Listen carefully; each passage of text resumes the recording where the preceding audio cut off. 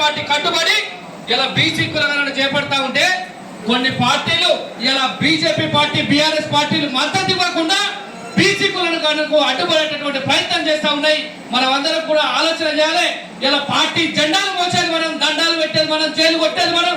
ఇలా ఈనాటి కూడా మనం వెనుకబడే విధంగా చూస్తా ఉన్నారు. ఇలా యాడ్లిస్తలేరు, బీసీలను చైతన్యపదం చేస్తలేరంటే కారణం ఏంటి? ఇలా బీసీలు అందరూ ఏకమైతే బీసీలకు 42% రిజర్వేషన్ వస్తే ఇలా బీసీలు చట్టసభల్లోకి పోవడానికి ప్రయత్నం చేస్తారు.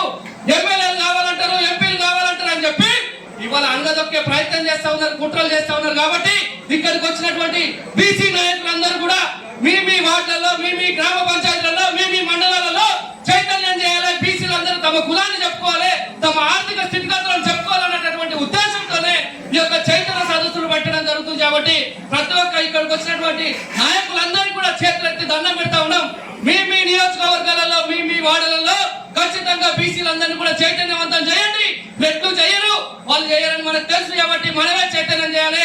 మన కులాలను చైతన్యం చేసినప్పుడే మన లెక్కలు తెలుస్తాయి, మనకు కావాల్సినటువంటి రిజర్వేషన్ వస్తుంది. కాబట్టి ఒక్కసారి ఆలోచన చేయండి.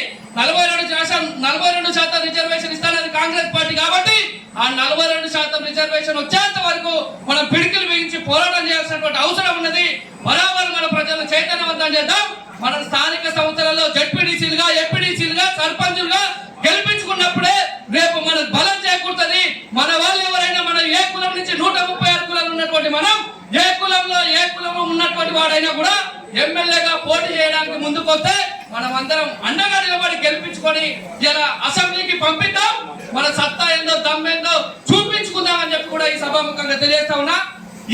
ఇది ముత్తలు వచ్చినటువంటి కులగణన కాదు. జాతుల చీరన 30 సంవత్సరాలుగా అనేక పోరాటాలు గల్లీ నుంచి ఢిల్లీ దాకా చేసి ఇలా హైకోర్టులో కూడా పిటిషన్ చేసి గెలిస్తే వచ్చినటువంటిది. ఇలా కొంతమంది దొంగ ప్రయత్నాలు చేస్తా ఉన్నారు. కొంతమంది ఇలా బీసీ కులగణన జరుగుతుందని చెప్పి మేమే చేపించినాం, మేమే చేసినామని చెప్పి ఇతర సంఘాలు మాట్లాడుతూ ఉన్నాయి.